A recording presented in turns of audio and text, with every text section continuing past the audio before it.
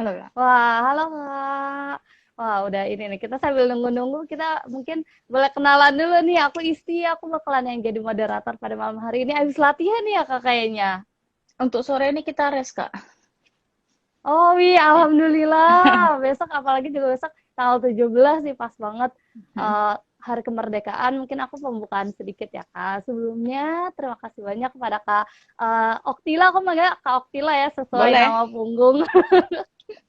Kak Oktila yang sudah bersedia banget nih menyediakan waktunya untuk kita berbagi pada malam hari ini, dan juga untuk teman-teman yang baru-baru join, kita malam ini bakalan ngomongin tentang olahraga dan perjalanannya Kak Oktila nih. Karena judul malam hari ini tuh mengharumkan nama bangsa melalui olahraga. Mungkin aku boleh perkenalan sedikit Kak Oktila mengenai Kak Oktila. Nah, Kak Oktila ini merupakan atlet para badminton Indonesia dan juga sebagai salah satu perwakilan Indonesia nih di ajang Paralimpiade nanti pada tanggal 25 sampai 5 September, dan juga menjadi ratu para badminton dunia nih. Wah, pas aku lihat di Google nih, dari Mbah Google, wah keren banget nih gitu. Terus pas dilihat medali-medalinya apa apa aja yang udah didapetin, wah keren banget. Itu mungkin sedikit nih dari aku. Mungkin Kak Oktila boleh perkenalan sedikit nih ke teman-teman. Halo, teman-teman. Nama saya Leanira Trioktila. Saya atlet para badminton Indonesia. Widih, keren banget. Nah, mungkin kalau Oktila sekarang kesibukannya lagi sibuk banget untuk persiapan ya atau gimana nih, Kak? Untuk saat-saat ini saya lagi persiapan benar-benar prepare untuk keberangkatan ya, Kak. Soalnya kalau untuk latihan kita sudah mulai sedikit longgar karena memang kita ada diberi waktu untuk persiapan menjelang keberangkatan. Widih, wah. Nah, terus udah mulai ada komentar nih katanya semangat semangat Kat- terus, semoga dilancarkan perjalanan dan pertandingannya. Amin. Wih, Amin. keren banget. Amin. Nah, ada lagi nih mulai ada komentar-komentar nih calon juara emas. Amin. Amin Amin. emas buat Indonesia. Nah, terus Ada lagi mungkin nih Pak Andre. Selamat malam Pak Andre. Widih, halo. Nah, mungkin aku mau ini deh mau nanya nih, Kak Oktila nih awal mula terjun ke dunia badminton tuh kayak gimana sih Kak? Awal mula saya terjun di badminton sejak kecil, sejak umur 7 tahun, karena memang Wah. orang tua di kampung kami di sana memang olahraganya bulu tangkis. Hmm. Wah, berarti itu dari umur 7 tahun ya Kak. Terus Iya. kenapa bisa jadi sampai di titik ini nih Kak? Boleh diceritain nggak perjalanannya gitu? Untuk sampai di titik seperti ini mungkin nggak ada di bayangan dalam hidup saya ya Kak sebelumnya, karena memang saya terlahir non disabilitas sama seperti teman-teman yang Hmm. lain. Dari umur 7 tahun sampai saya di tahun 2011 saya mengalami kecelakaan. Dan di tahun satu tahun ke depannya saya mulai terjun di Paralimpik. Hmm. Nah, itu pas kecelakaan itu Kak Oktila kayak merasa apa hilang semangat kah atau merasa di titik terendah atau gimana tuh Kak?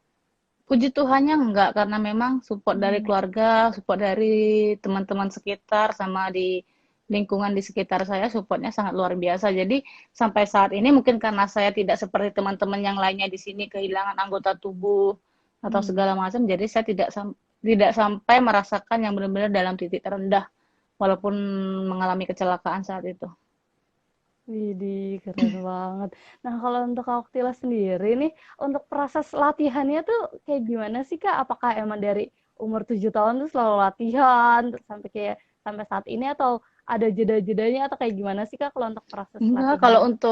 kalau saya rasa semuanya sama ya. Kalau untuk para Hmm. atlet kita ada ataupun tidak event pasti latihannya tetap Hmm. seperti biasa. Apalagi memang kami sekeluarga, saya dari anak nomor 2 dari 10 bersaudara, memang Hmm. kami semua atlet bulu tangkis. Jadi nggak pun Hmm. papa waktu itu misalnya support kami untuk olahraga, waktu itu mungkin dalam pandangan beliau itu nggak pernah terfikirkan nih anaknya bakal jadi juara dunia atau bakal Hmm. mewakili nama Indonesia. Waktu itu papa hanya berpikir untuk anak-anaknya itu bisa sehat melalui olahraga gitu. Jadi latihan itu Wah. memang kami jalani dalam setiap hari.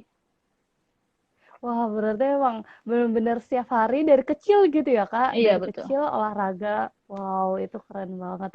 Nah, selain itu dari dukungan keluarga olahraga itu tuh biasanya dari dukungan sekitar tuh selalu meningkatkan motivasi gitu nggak sih Kak? Jadi ada motivasi khusus Kak atau seperti apa gitu? Jadi untuk jadi seorang atlet itu sebenarnya juga peran orang-orang sekitar itu sangat penting ya, karena membuat apa? Buat kita semangat. Nggak mungkin saya berlatih waktu masa kecil itu saya bisa berlatih dengan orang tua sendiri. Otomatis saya butuh sparring. Nah, sparring saya itu papa bisa ngundang dari orang-orang sekitar yang bisa, misalnya yang main bulu tangkisnya itu lebih dari saya saat itu gitu. Jadi memang butuh support dari orang-orang sekitar pastinya. Widih, betul banget Kak. Jadi emang kita juga butuh sekitar dan butuh support gitu ya Kak. Iya. Kalau untuk Kak Oktila sendiri nih, kalau dari diri sendiri ada nggak sih Kak motivasi khusus misalnya untuk di setiap pertandingan nih harus juara ataupun harus menang tuh ada nggak sih Kak Ya motivasi pasti khusus? dong Kak. Ya, sebagai atlet kan Gimana tuh pasti Kak? tujuan jangankan di pertandingan, di saat kita latihan kan Hmm, tujuan utamanya memang mungkin waktu pas kecil papa memang untuk kami hanya untuk sehat, tapi setelah kami jadi atlet hmm, kan tujuan utama kami di latihan kan adalah untuk memenangkan pertandingan, hmm. untuk jadi sang juara. Widih, keren banget. Nah, itu tuh biasanya kalau untuk proses latihan untuk setiap ada pertandingan ataupun gak ada pertandingan, beda nggak sih, Kak? Misalnya mungkin lebih ketat kalau mau pertandingan, terus biasanya persiapannya tuh berapa bulan gitu, Kak? Kalau untuk di ini beda nih Kak, karena saya kan mengalami di Hmm, masa jadi atlet di non disabilitas dan sekarang di hmm, disabilitas. Kalau masa sebelum saya di disabilitas ini memang kita hanya latihan, ada namanya Platda, itu kan Platda hanya untuk mengikuti kejuaraan-kejuaraan tertentu. Nah, ketika saya hmm, berada di NPC Indonesia ini, kita ada Platnas jangka panjang. Jadi ada ataupun nggak hmm, ada event waktu itu, tapi persiapan itu selalu ada karena memang event dalam setiap tahunnya itu padat. Kecuali di event memang di hmm. 2019 dan 2020, pokoknya semenjak pandemi, kita baru memang benar-benar nggak ada event, tapi itu pun bukan berarti karena tidak ada event kami nggak latihan. Kita di NPC Indonesia kita tetap latihan seperti biasa. Bedanya kita sesuai prokes gitu. Widih, wah berarti emang kalau untuk latihan tuh emang harus dilatih terus gitu ya Kak. Jadi nggak ada nih yang namanya nanti-nanti deh nggak usah latihan dulu, malah nggak boleh kayak gitu Betul, ya betul. Kak. Nah, kalau untuk latihan, Kak Oktila ini latihannya sehari itu bisa berapa kali sih Kak? Dan jadwalnya tuh boleh cerita sedikit gak nih Kak? Untuk latihan saya di sini di Platnas itu sehari 2 kali.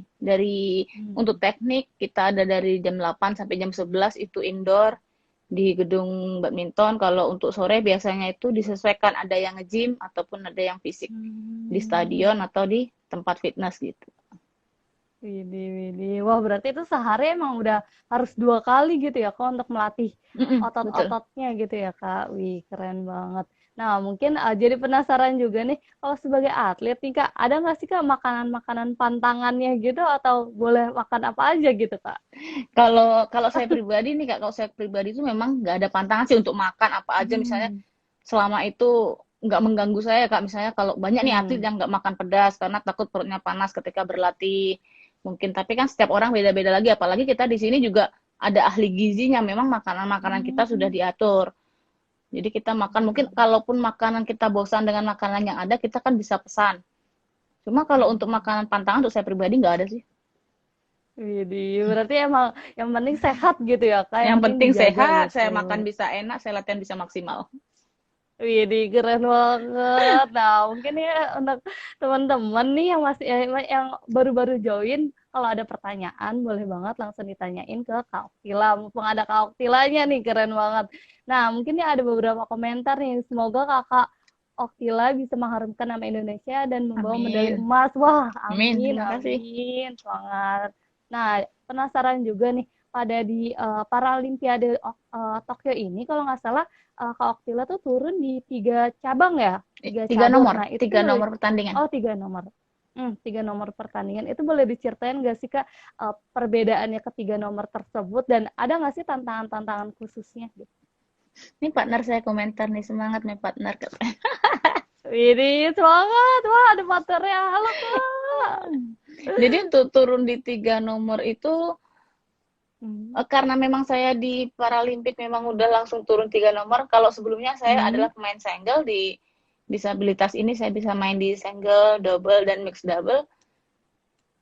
Saya rasa ngejalaninnya gimana ya Mbak? Saya tuh orangnya ya fokus nih event, walaupun saya harus main di single, ya saya hanya fokus di single dulu. Di nomor-nomor yang akan saya mainkan lebih dulu. Misalnya saya lihat jadwal, saya bakalan main single, saya nggak akan mikirin double dulu. Saya bakalan ya saya hanya fokus di nomor yang akan saya pertandingkan yang paling dekat ini. Memang susah sih, misalnya membagi waktu. Yang susahnya itu membagi waktu latihan. Itu yang kesulitannya. Tapi kalau untuk yang pas di pertandingannya, saya hanya berusaha fokus nomor-nomor pertandingan yang akan saya jalani lebih awal dulu. Single ya hanya saya fokusnya di single. Setelah itu saya nggak akan mikir, oh nanti single bakalan double, bakalan mix. Gitu, nggak nomor mana yang paling dekat, ya udah saya fokus ke situ. Saya fokus satu-satu dulu. Wah, keren banget. Jadi emang Kak, lebih ke bagi waktunya gitu ya Kak. Kalau misalnya di pertandingannya tuh yang penting fokus gitu. Nah, Betul. ini udah mulai ada pertanyaan-pertanyaan nih dari audiens kita nih katanya. Dari Kak Widodo katanya, lawan terberat siapa dan target medali untuk Indonesia kira-kira dari canak apa aja gitu. Wah, apa tuh Kak? Bentar. Lawan terberat ya. Untuk saat ini lawan yang terberat sebenarnya event Paralimpik. Lawan kami di Paralimpik ini adalah lawan-lawan yang memang sering kami temuin di pertandingan-pertandingan kayak di single event ataupun di World Championship. Cuma lawan terberat saat ini mungkin di setiap kelasnya beda-beda ya Kak. Untuk di kelas single, isinya musuh terberat saya dari dulu sampai sekarang misalnya Cina, Cheng Hefang. Walaupun saya sama Hefang ini di luar lapangan kami berteman dekat. Terus kalau untuk yang double sekarang itu juga Cina.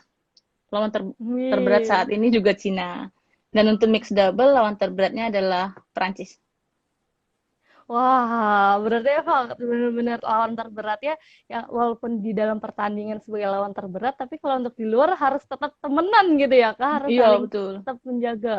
Widih, semangat juga jadi ikutan semangat ya, ikutan, wah apalagi buat nanti nih Paralimpiade. Nah, mungkin selanjutnya nih, kalau untuk Kak Oktil sendiri nih, tantangan terberat menjadi seorang atlet itu apa sih, Kak? Tantangan terberat menjadi seorang atlet itu adalah melawan rasa malas, melawan rasa Seperti apa tuh, Kak? jenuh, melawan rindu sama keluarga karena jarak jauh. Tantangan terberatnya itu bukan karena program latihan, karena latihan, kalau latihan kita kan otomatis nih setiap atlet pengen juara, pasti dia nggak mungkin nyanyain kesempatan di latihan atau nyanyain waktu latihan, nggak mungkin, pasti dia menyelesaikan semua program latihannya dengan baik. Cuma kalau tantangan terberatnya yaitu rindu sama keluarga, melawan rasa malas. Wah, berarti emang karena ini di asrama gitu ya Kak. Jadi emang Iya, untuk keluarga tuh biasanya kalau Kak Oktila sendiri berapa lama sih bisa pulang ke rumah atau bersama keluarga gitu? Ada jadwalnya gitu nggak sih Kak? belum tentu setahun sekali. Oh iya, Biasanya wah hanya terus gimana kayak tuh di Kak? tahun 2019 saya hanya pulang di saat Natal aja. Karena memang Wah ternyata, pelatnahnya hmm, karena jangka panjang, event selalu ada, nggak pun event multi event, kita selalu ada single event juga. hmm, wah ternyata emang kalau untuk pas dapat kesempatan pulang harus banget pulang gitu ya Kak, karena jarang Betul. banget ternyata. Nah, terus ada pertanyaan lagi dari Kanikon. Katanya berangkat ke Tokyo tanggal berapa Kak? Dan Kak Oktila latihan per hari itu berapa jam sih Kak? Gitu. Nah, berapa Untuk tuh berangkat ke Kak? Tokyo nanti di hari Rabu.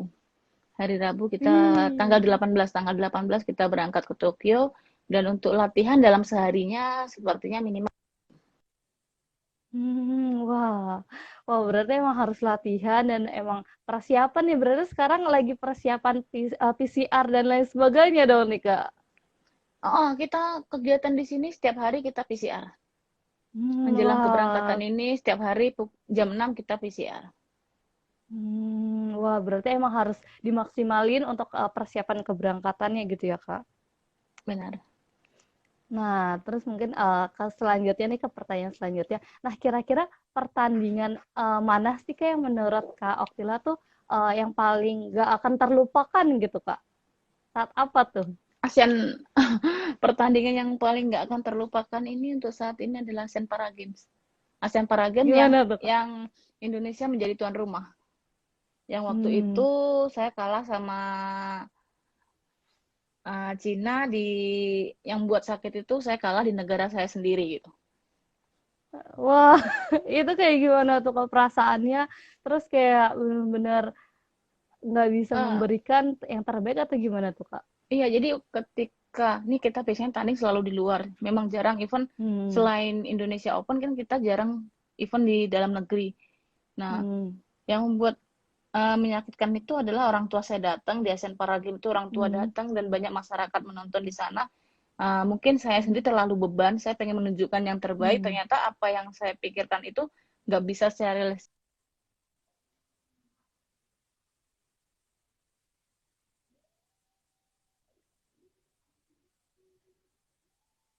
Nah, bisa Kak? Iya, bisa Kak.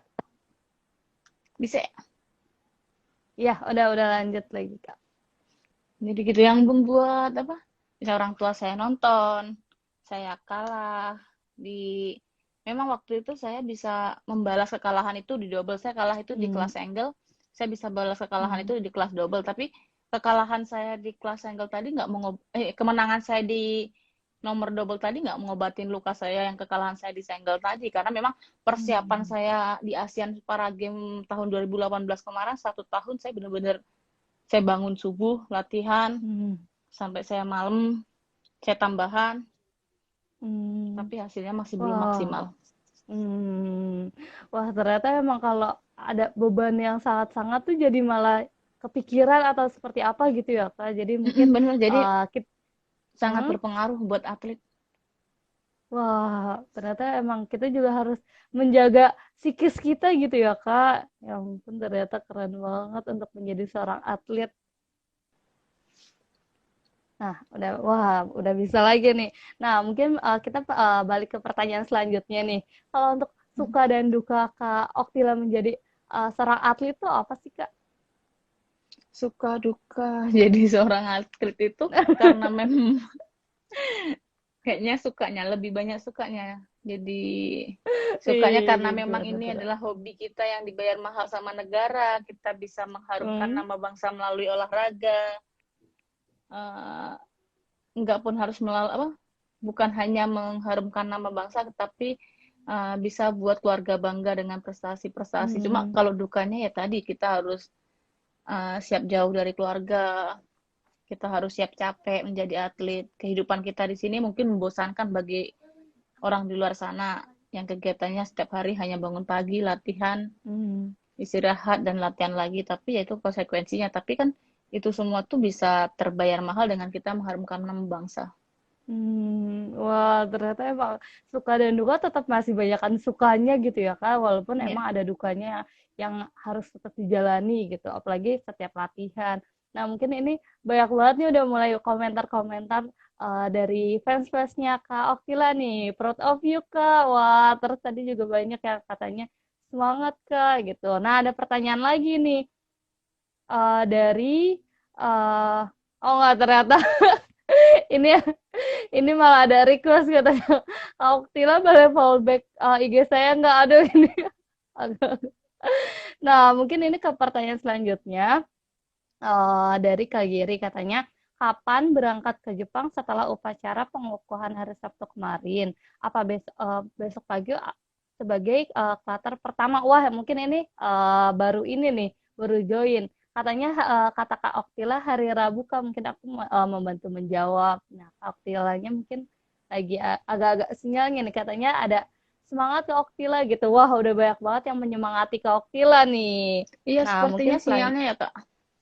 iya, sinyalnya. Nah, ini udah bisa lagi nih.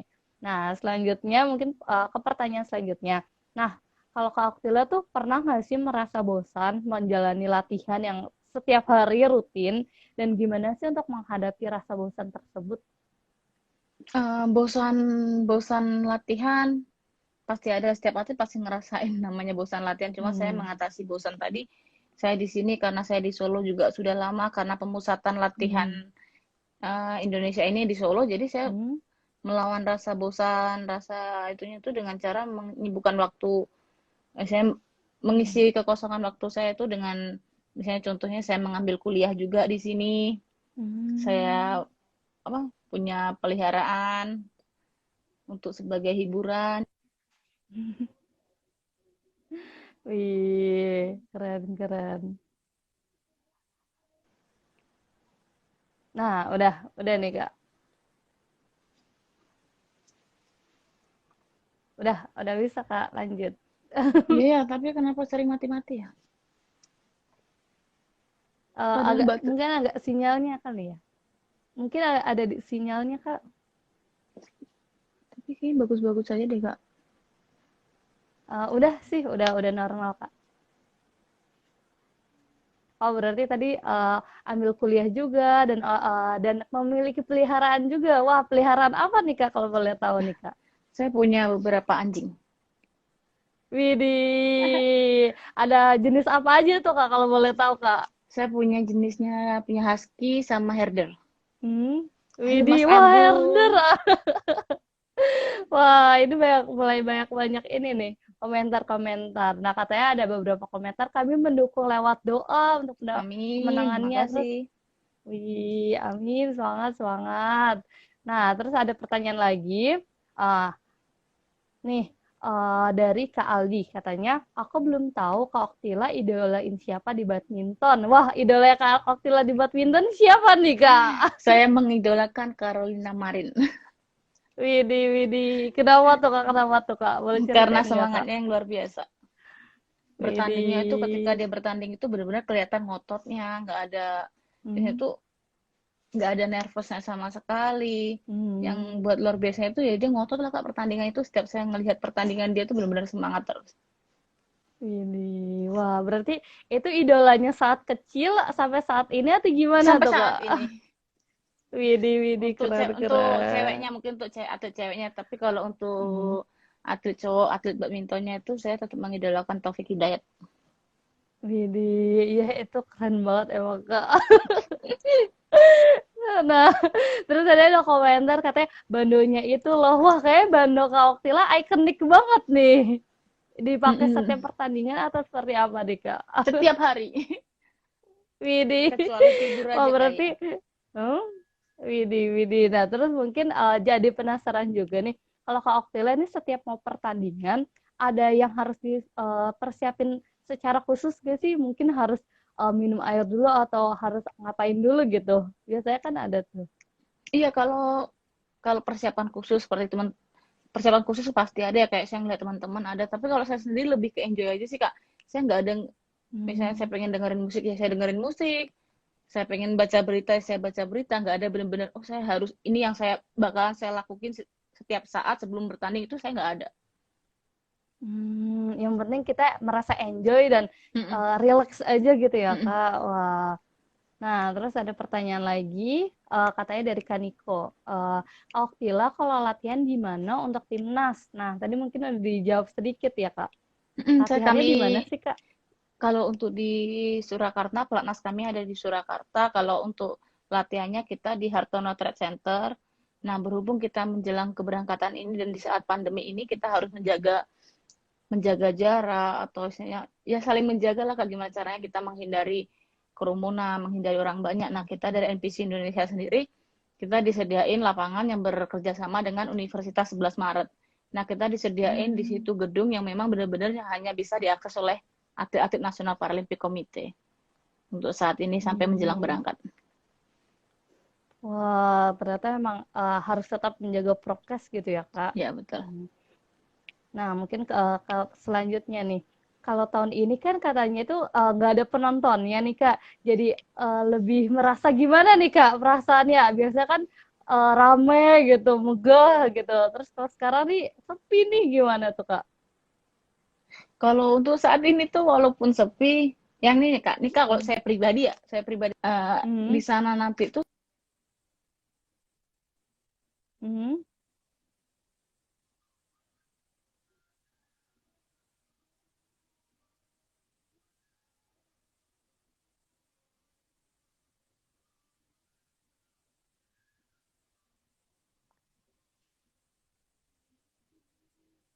Nah, gimana nih? Mungkin sinyalnya Kak Oktila nih atau mungkin di sinyal aku nih.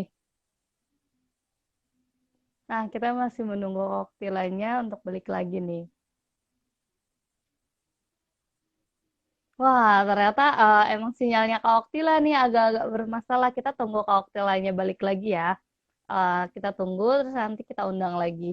Kita tunggu sebentar. Tadi Kak Oktila lagi mau ceritain nih perasaannya pas sekarang pertandingan, tapi malah jadi sepi gitu. Nggak ada penonton yang biasanya kan ramai banget gitu kan, apalagi kalau badminton gitu. Nah, kita tunggu Kak Oktilanya join lagi. Nah, kita sambil menunggu Oktila mungkin teman-teman nih jika ada pertanyaan boleh banget langsung ditanyain di kolom komentar ataupun di question box ya. Jadi nanti bisa aku sampaikan ini langsung ke Kak Oktilanya gitu. Nah, kita tunggu dulu Kak Oktilanya join lagi. Nah, halo Kak. Nah, ini Kak Oktilanya udah join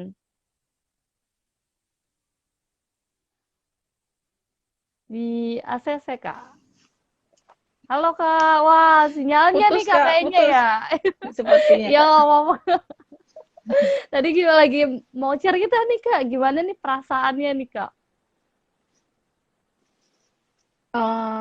Tadi yang sampai di mana ya Kak?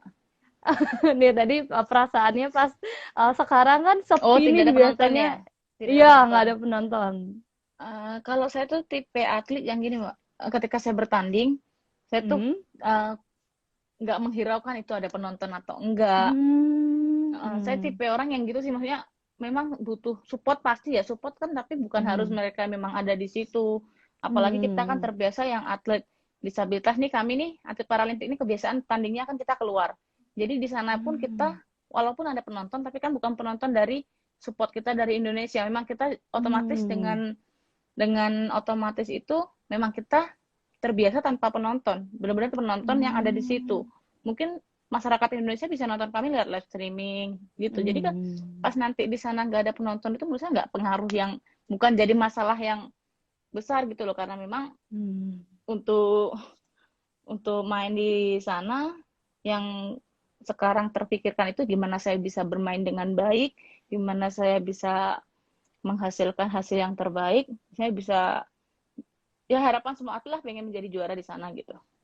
Widih. Jadi emang apa nggak terlalu terfikirkan gitu ya Kak kalau misalnya nanti sepi atau gimana kayak gitu. Wah, keren banget nih. Yang penting harus menjalani yang terbaik gitu ya Kak, menjadi yang Iya. terbaik gitu. Widih.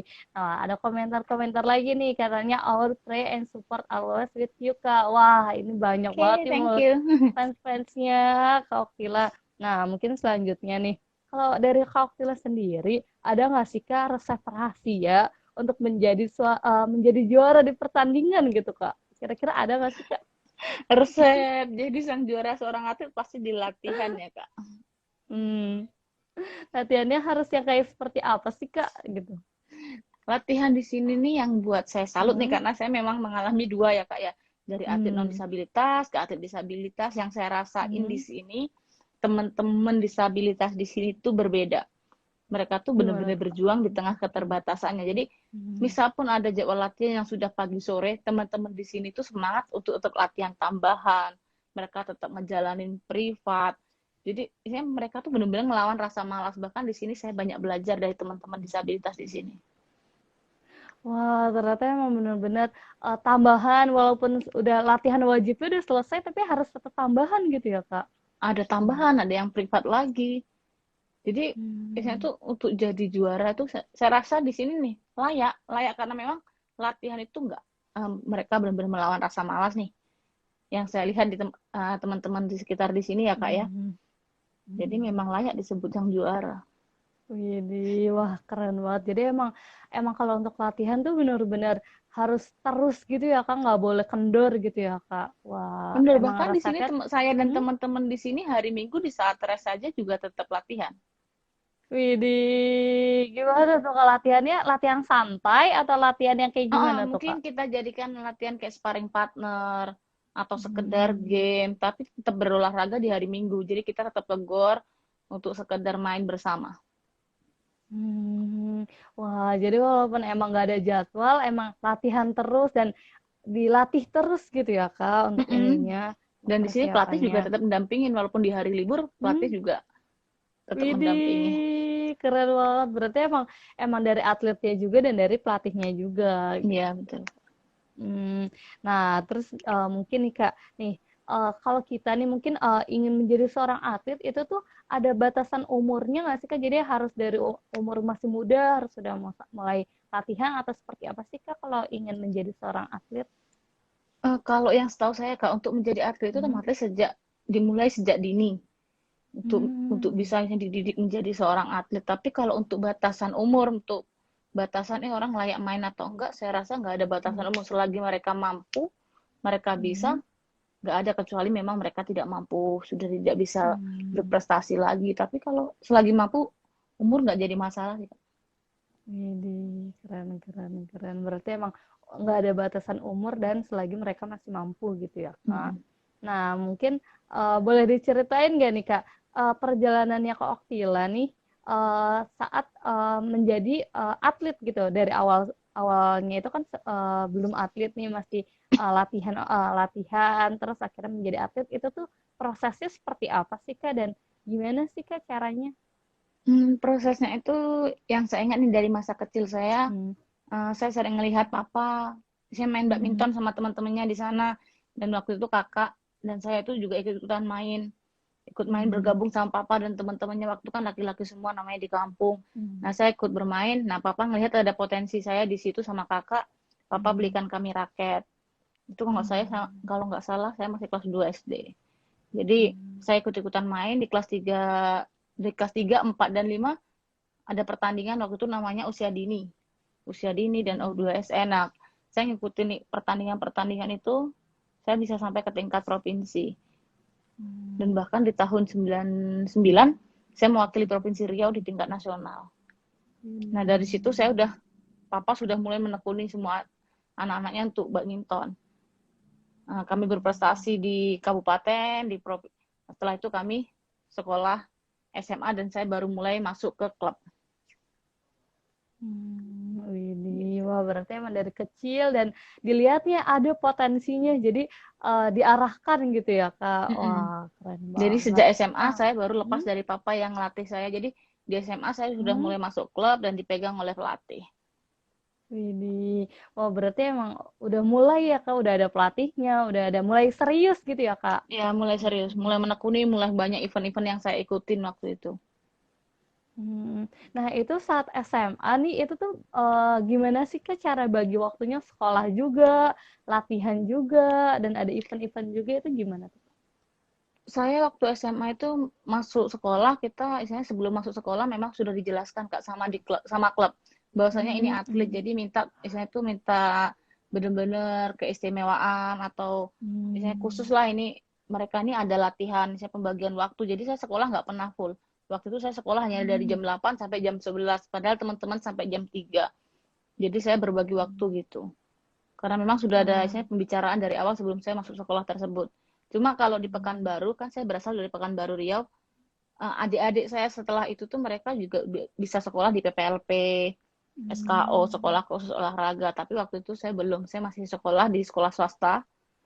Nah, Hmm. tapi pembicaraan dari awal bahwasanya saya seorang atlet dan latihan tidak bisa penuh harinya gitu. Oh, widih, widih. Oh, berarti emang harus ada komunikasi juga ya, Kak. Apalagi kalau di Kak Oktila kan sekolahnya Mm-mm. sekolah umum gitu ya, Kak. Bukan Iya. khusus untuk atlet. Mm-mm. Widih, keren banget. Nah, mungkin selanjutnya nih, kalau untuk Kak Oktila sendiri, mungkin kita balik lagi nih ke persiapan Mm. Paralimpiade.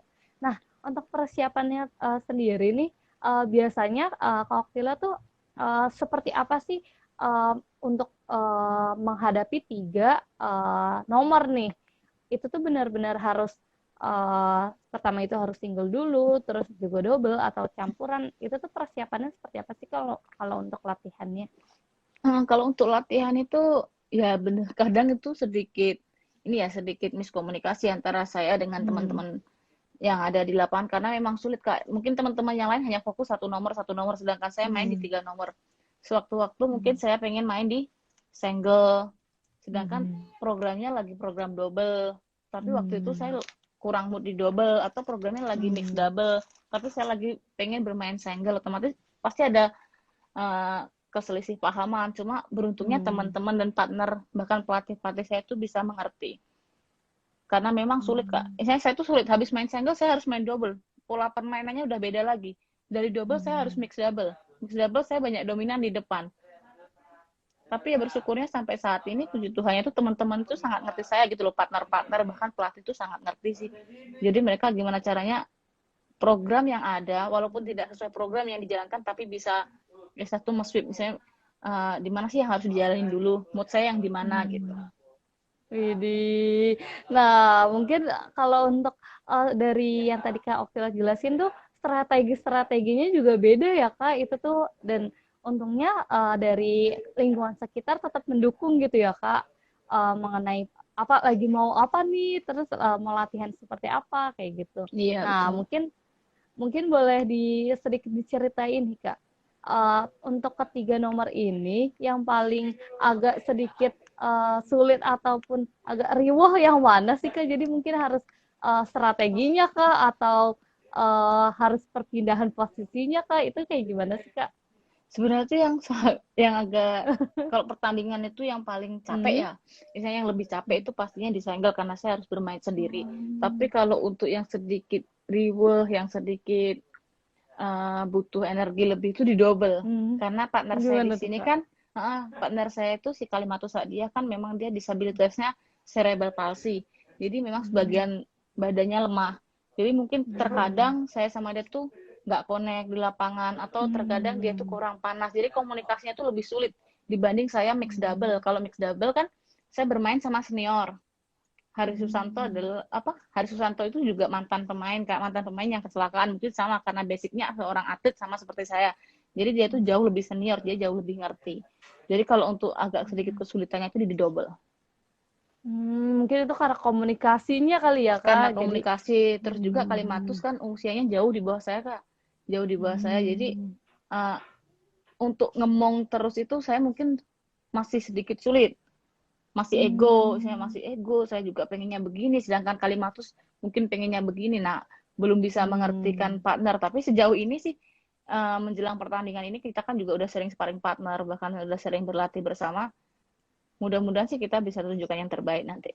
Amin, amin ya amin, amin. Semoga nanti apapun yang terjadi bisa dapat medali emas gitu ya Kak. Amin. Amin, dan lancar, amin semuanya. Wah, ternyata kalau untuk strategi-strateginya juga beda-beda juga, dan emang untuk kesulitan dan tantangannya juga beda gitu ya Berbeda. Kak. Nah, kira-kira selain itu nih Kak, tantangannya lagi yang bisa dihadapin tuh kalau di pertandingan tuh apa sih Kak? Tantangan lagi di pertandingan itu yang paling faktor lain nih Kak, mungkin selain faktor mental pasti, mental beban itu pasti, yang faktor yang kita nggak tahu adalah faktor di lapangan. Kadang kita belum bisa beradaptasi dengan cepat di lapangan, angin atau silaunya lampu. Itu kan faktor lain yang memang kita tidak bisa persiapkan jauh-jauh hari.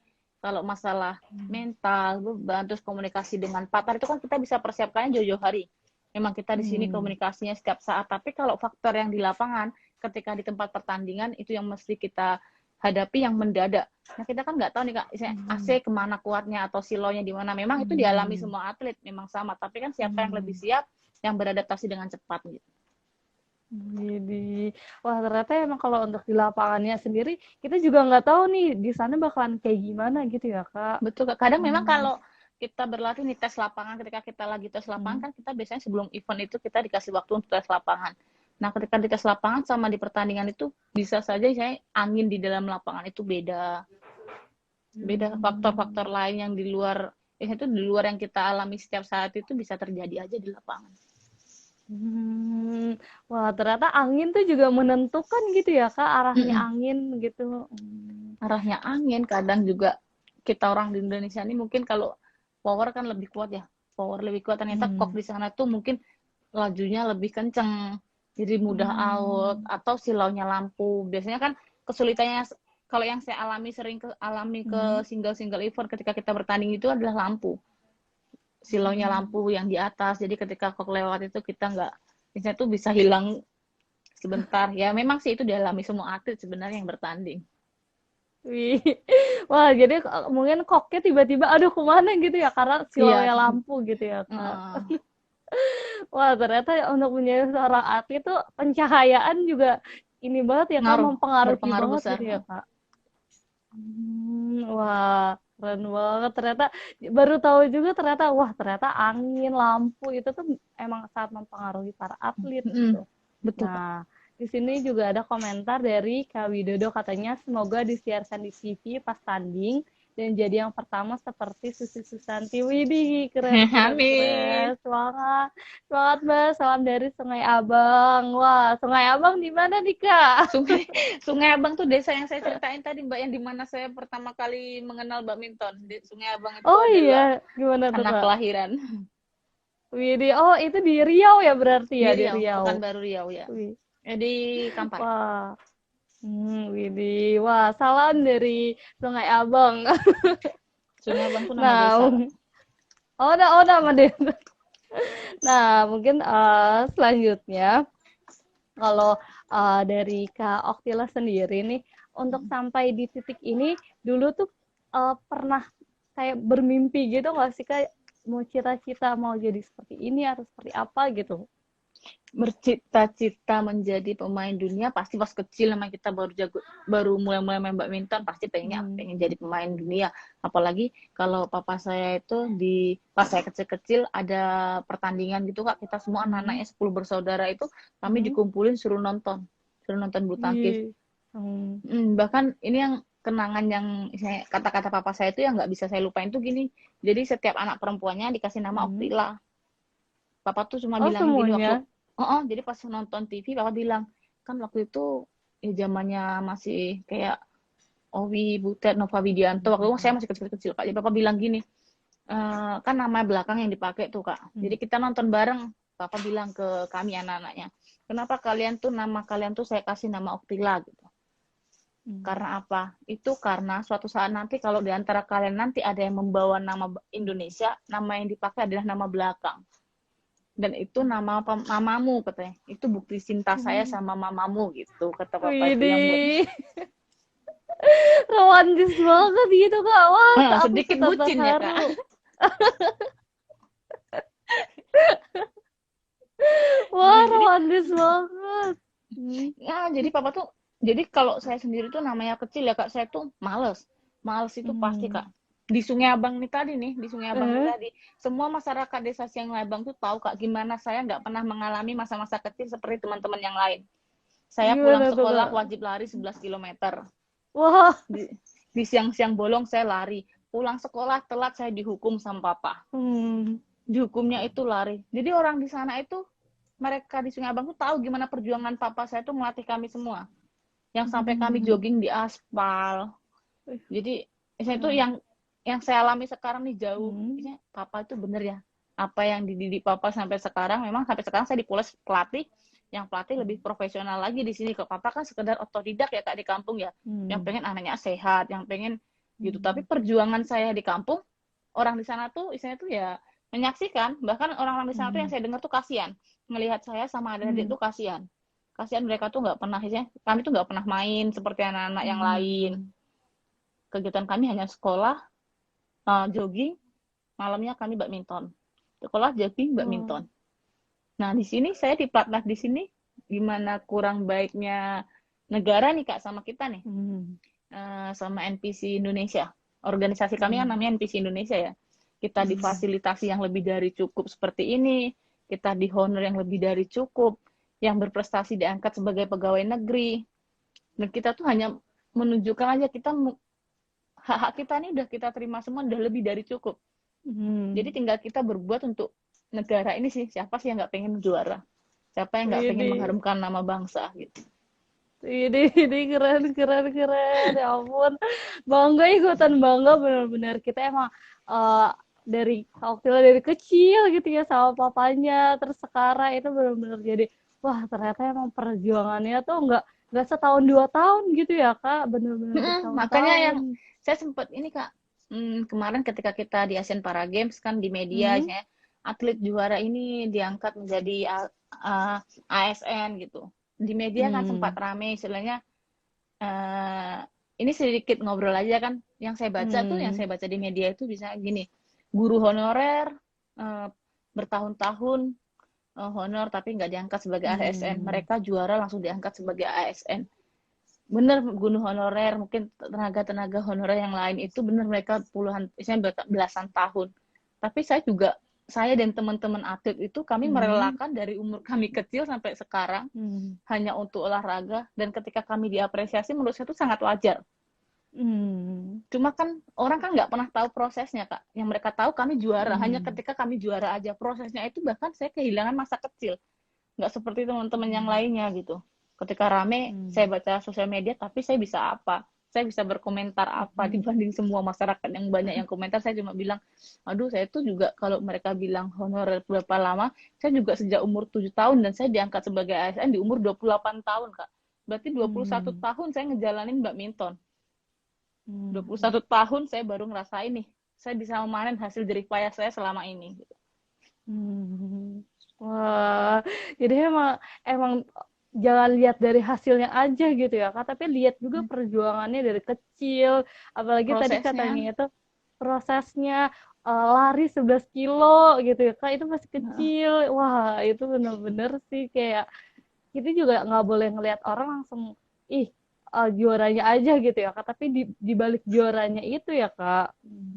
mungkin sekarang Bener. saya bisa jadi ASN, bisa seperti ini. Tapi kalau yang Hmm. kecil-kecil, yang saya rasa nih papa saya itu harus dulu nih Kak, papa saya tuh harus Hmm. dari gor ke gor karena memang saya mainnya di lapangan terbuka, nggak di gor karena papa Hmm. nggak punya gedung olahraga. Jadi kami mainnya di lapangan terbuka. Saya 10 bersaudara main di lapangan terbuka. Untuk beli kok sendiri, papa harus 13 kilo naik motor ke kota nyari kereta lekok. Hmm. Kalaupun ada event-event tanding, papa rela minta sama orang orang gedung untuk ambil sisa koknya biar kami bisa drilling, biar program bisa drilling. Terus papa juga itu orang tua kami tuh bayar orang lain untuk nyeparingin kami. Proses itu Hmm. sedemikian rupa. Nah sekarang ketika kami jadi misalnya atlet-atlet ini perjuangan saya, belum atlet-atlet lain yang memang mereka jauh dari kota lagi kok, yang ke pedesaan, cerita mereka lagi lebih menakjubkan lagi kalau saya dengar mereka ya, sedangkan yang saya alami aja Hmm. saya rasa aduh saya sendiri udah kehilangan masa kecil, saya nggak bisa main seperti teman-teman. Ternyata teman-teman yang lain di sini jauh yang lebih ekstrim lagi cerita mereka. Hmm. Wah, jadi kita emang benar-benar harus saling mensupport dan mensyukuri ya Kak udah ada di titik ini, udah Mm-mm. apa jerih payahnya udah terbayarkan nih gitu ya Mm-mm. Kak. Jadi walaupun emang mungkin uh, ada head ataupun dari ada komen-komen dari netizen gitu, itu Mm-mm. jangan dihiraukan aja gitu ya Kak. Udah Iya betul lupakan Kak. aja kita fokus aja gitu ya Kak Widi, keren banget. Nah mungkin ke pertanyaan selanjutnya nih Kak, kalau untuk Kak Oktila sendiri nih goals kedepannya tuh apa sih Kak? Apalagi kan Kak Oktila nih kalau aku lihat nih medali yang udah diterima tuh wah udah banyak banget nih Kak. Itu tuh goals kedepannya lagi tuh apa sih Kak? Saya hanya pengen nih Asian Para Games udah, SEA Games udah, segala Hmm. macam. Saya hanya pengen nanti saya meraih medali di Paralimpik. Saya pengen mengukir sejarah nanti di sana Kak, sebagai ulang tahun kemerdekaan RI. Widih, amin, amin. Itu doa kita se-Indonesia nih kayaknya Kak. Kalau untuk itu ya kita doakan semoga Amin. perwakilan Indonesia menang gitu ya Kak. Amin, amin. Nah, mungkin boleh selanjutnya ada pertanyaannya. Nah, kalau untuk Kak Oktila, ada nggak sih Kak pesan untuk kita nih mungkin yang masih remaja-remaja ataupun kita mungkin bukan atlet nih ataupun kita Hmm. atlet itu tuh gimana sih Kak untuk terus mengharumkan nama bangsa dan tetap membanggakan bangsa Indonesia gitu. Membanggakan nama bangsa Indonesia, saya tidak harus melalui olahraga ya Kak. Hmm. Membanggakan nama bangsa bisa melalui pendidikan, bisa melalui karya, tidak semena-mena dari olahraga saja sih Kak. Kak sebelumnya tadi sinyal aku agak-agak nggak bagus nih. Tadi sinyal aku nih ternyata nih kayaknya tadi ya sinyalku agak-agak kurang bagus. Mungkin kalau untuk pesannya walaupun aku nggak mendengar, mungkin teman-teman yang masih menonton sudah mendengar pesan dari Kak Oktila nih tadi. Wah keren banget. Nah mungkin kita ke pertanyaan selanjutnya. Walaupun tadi sinyalku kurang bagus, gak apa-apa nih ya Kak. dan, dan ada komentar-komentar dari yang audiens nih masih keren kak, kak idola terharu perut banget gitu. Ini keren banget nih emang. Nah, mungkin selanjutnya nih, kalau untuk Kak Oktila sendiri, sebagai atlet nih Kak, ada nggak sih Kak tips untuk tipsnya Kak Oktila untuk memenangkan suatu pertandingan gitu? Yang seperti saya bilang di awal tadi, Kak, tips untuk Hmm. memenangkan pertandingan, kita kan nggak ada yang tahu nih kejadian di lapangan Hmm. seperti apa ya. Saya berusaha fokus aja, saya fokus satu-satu nomor yang bakalan saya jalani nih. Saya Hmm. single, saya akan fokus di single itu aja. Saya bermain, saya Hmm. jalani satu, satu, satu. Hmm. Nah, terus selanjutnya kalau untuk strateginya nih, kan strateginya tuh beda-beda. Itu tuh gimana sih Kak biar fokus kalau misalnya di single strateginya kayak gini, di double strateginya kayak gini, dan di mix strateginya kayak gini. Itu tuh gimana sih Kak untuk kita tuh fokus gitu Kak? Ketika pas di lapangan, Mbak, kalau yang Hmm. saya alami nih, Kak, ketika saya udah berada di lapangan, otomatis sudah karena juga saya memang nggak menghiraukan karena seperti tadi saya Hmm. tidak menghiraukan penonton ketika saya udah berada di lapangan strategi kalau nggak sangat ini nih sangat jarang bisa terjadi di lapangan seperti yang kita pikirkan karena Hmm. yang kejadian di lapangan ini saya ketika bermain di lapangan itu sudah beda situasinya. Hmm. Jadi pas di lapangan gimana keadaan karena kondisi lawan, kondisi kita di lapangan dalam setiap harinya, dalam beberapa jamnya aja sudah beda. Jadi saya tetap Hmm. berusaha itu di situ eh, fokus di nomor yang sedang saya jalani waktu itu gitu. Teknik atau segala macam di lapangan itu udah otomatis sendiri aja pas di lapangan, Kak. Hmm. Wah, berarti emang kalau untuk situasi di lapangan tuh bener-bener nggak bisa diprediksi seperti apa gitu ya, Mm-mm. Kak? Jadi kita lebih Hmm. mempersiapkannya itu ketika di latihan, mempersiapkan gimana. Itu tadi gunanya kita sparring partner dengan orang-orang yang berbeda. Hmm. Ini keren. Nah, mungkin ada pertanyaan lagi nih. Kak, pertandingan kejuaraan lagi kapan, Kak? Wah, mungkin ini setelah Paralimpiade nih, Kak. Kira-kira ada lagi nggak nih, Kak, setelah Paralimpiade? Banyak banyak Kak, kita setelah Olimpiade kita masih ada wacananya ya kalaupun tidak dulu kita juga ada World Championship juga di Jepang. Hmm. Tapi untuk Ini, bulannya wah saya nggak ternyata. tahu entah Hmm. November, entah November, entah Hmm. akhir tahun. Terus di tahun ini juga kita ada event Peparnas yang setara Hmm. dengan PON Pekan Olahraga Nasional di Papua. Widih. Oh, berarti emang sampai akhir tahun mungkin masih full nih ya Kak Padat untuk ya, masih jadwalnya. padat event. Widih. Nah, itu tuh berarti untuk apa namanya latihannya itu tetap benar-benar harus dijalanin terus-terusan gitu ya Kak? Kita kalau Hmm. kalau saya nih setiap habis event misalnya kita habis Hmm. menjalani event di mana kita kembali ke Solo lagi waktu itu kan sebelum pandemi kita nggak ada karantina lagi dan Hmm. karantina kan bener-bener aduh kita 7 hari sampai 10 hari nggak latihan bener-bener Hmm. membosankan sebenarnya tapi ya gimana lagi kita menjalankan prokes. Nah kalau sebelum Hmm. pandemi itu setelah event biasanya saya langsung tiba di Solo, hari ini Hmm. tiba, besok besok saya rest, susah saya udah mulai latihan lagi seperti biasa. Wah, ternyata emang emang cepet banget gitu ya Kak. Jadi abis abis pulang istirahat langsung latihan lagi gitu ya Kak. Nggak Betul. ada seminggu atau 2 minggu istirahat Oh, gitu enggak, enggak Kak. gitu ya Kak. Enggak. Ini. Nah, mungkin pertanyaan selanjutnya untuk Kak Oktila sendiri pernah nggak sih Kak ngerasa nervous gitu kalau setiap pertandingan tuh merasa nervous atau merasa gimana gitu nggak sih Kak? Ya pernah ketika di Asian Para Games tadi, Kak, di Jakarta. Hmm. Yang pertandingan yang paling berkesan buat saya tadi, yang saya dikalahkan di negara Hmm. saya sendiri. Itu karena saya nervous, saya nggak pernah tanding disaksikan orang tua saya sendiri. Saya terlalu terbeban, terlalu ambisi, saya pengen menunjukkan yang terbaik. Hmm. Ternyata semuanya nggak seperti yang saya inginkan karena orang tua saya nonton, masyarakat banyak banget nonton. Ternyata saya malah Hmm. nggak menunjukkan yang terbaik di situ akibat dari nervous Hmm. tadi. Wah, ternyata kalau untuk nervous tuh emang ada, tapi yang paling nervous malah yang pas di Indonesia sendiri gitu ya, Kak? Malah di negara saya sendiri karena gimana ya saya nggak pernah disaksikan orang tua. Mungkin orang tua nonton Eh, hanya lewat live score hmm. atau lewat YouTube. Nah ketika itu orang tua saya nonton langsung di sana, orang tua pasti pengennya nyupport atau gimana, kita sebagai seorang anak Hmm. pasti pengen nunjukin yang terbaik dong harusnya ke Bener, orang tua, bener. tapi itu malah di sini tuh malah nggak terlalu berambisi, itu benar-benar nggak bagus.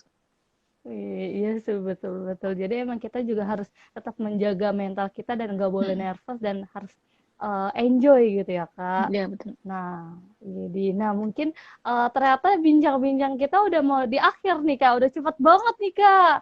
Udah jam Udah satu segini jam kak aja. ini kak. Iya. Nah, mungkin ini pertanyaan aku yang terakhir. Pertanyaanku ini mungkin ada nggak sih Kak closing statement dari Kak Oktila dan juga pesan nih untuk kita semua yang bakalan nanti mensupport Kak Oktila pas di Paralimpiade gitu Kak. Pesan pesan pasti ya, pesan untuk teman-teman, untuk masyarakat Indonesia, kita butuh support dan terutama buat media. Saya pengen semua media juga sama, menyetarakan atlet non disabilitas dengan disabilitas karena kita sama-sama berjuang. Bahkan teman-teman di sini mereka berjuang di tengah keterbatasannya. Jadi saya pengen media yang berimbang. Saya juga pengen teman-teman disabilitas ini dikenal masyarakat luas di Indonesia gitu. Ini, amin, amin. Wah, mungkin itu closing statement dari Kak Oktila gitu ya, Kak. Sebelumnya aku terima kasih banyak loh, Kak, udah mau berbagi bareng-bareng kita di sini. Terus juga udah mau cerita tadi kayak gimana perjalanannya. Nah, mungkin kalau dari aku, kalau ada kata-kata yang kurang berkenan, aku mohon maaf. Terima kasih banyak, Kak Oktila. Dan terima kasih nih untuk teman-teman yang masih ada di sini. Selamat istirahat, Kak, untuk Oke, besok. Dan makasih Kak. stay safe dan stay healthy. Dadah, Kak. Terima kasih.